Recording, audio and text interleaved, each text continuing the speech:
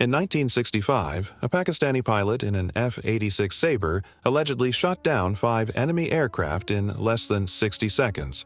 That record has never been officially broken, but the Sabre isn't even close to the most dangerous aircraft on this list. One of these machines started a diplomatic crisis. One was secretly modified beyond what America ever approved, and one that most people don't even know. Pakistan changes the entire balance of power in South Asia. Stay until the end, because the last one changes everything. Fighters and interceptors. Supermarine Spitfire, Pakistan went to war for the first time in 1947.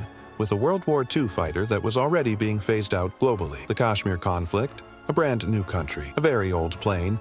Hawker Tempest flew alongside the Spitfire in those first chaotic months, bigger, faster, more powerful, but still a propeller aircraft in a world rapidly moving toward jets. Pakistan used what it had, Hawker Sea Fury. The last great piston engine fighter Britain ever built, the PAF, flew it knowing jets were coming. It was fast enough to be dangerous, and Pakistan kept it flying longer than most expected. Supermarine Attacker, Pakistan's first jet, straight off British aircraft carrier designs which made it slightly awkward on land runways. The transition from propellers to jets is never smooth. This one proved that. But here's where the PAF stopped playing catch-up. North American F-86 Sabre, the aircraft that defined Pakistan's Cold War identity, fast, nimble, and in the hands of PF pilots lethal. The 1965 war against India produced kill ratios that stunned Western military analysts. Alam's alleged 5 kills in under a minute happened in this cockpit. Lockheed F-104 Starfighter, they called it the missile with wings. Mach 2, razor-thin wings, one of the most dangerous jets ever built to its own pilots. Pakistan flew it in both the 65 and 71 wars because speed was the only advantage available. Shenyang F-6, China's copy of the Soviet MiG-19, Pakistan bought it when American sanctions cut the supply line, looked capable on paper, in practice maintenance headaches, structural fatigue, and a jet already aging on arrival. The PEF quietly retired it as fast as diplomatic courtesy allowed, and this is where things get very interesting. Chengdu F-7, the F-6's younger, better sibling, Pakistan didn't just buy it, they kept demanding upgrades until Chengdu built them a custom variant. The F-7PG. Still flying today, not glamorous but affordable and available, which counts for everything when you're running a real Air Force. Dassault Mirage 3.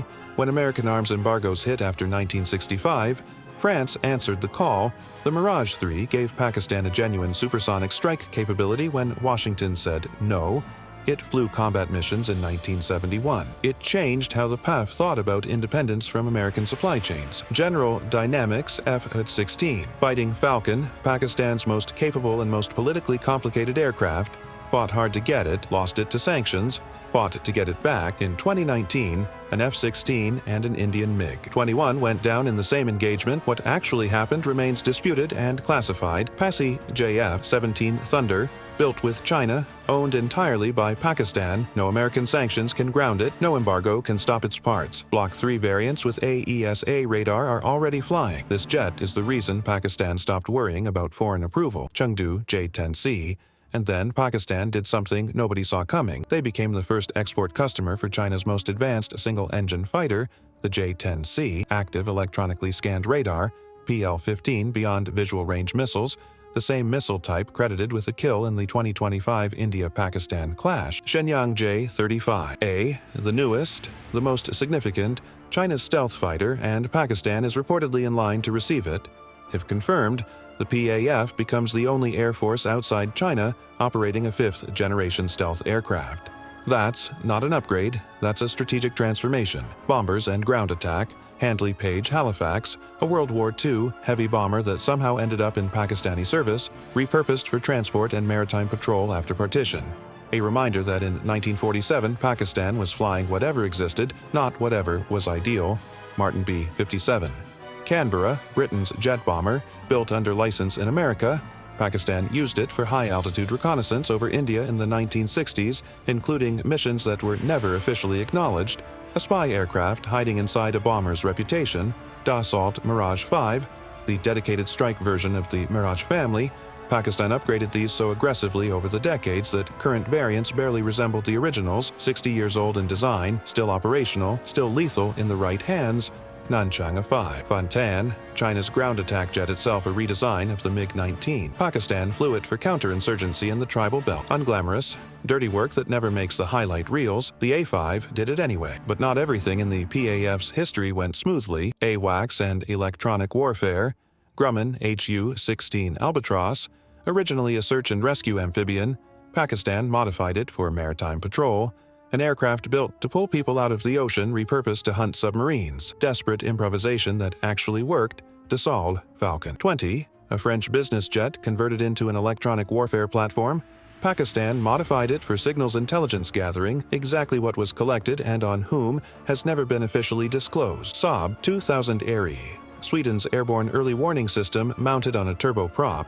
Pakistan bought it specifically to counter India's own AWACS capability, eyes in the sky that can see hundreds of kilometers in every direction and share that picture with every jet in the formation.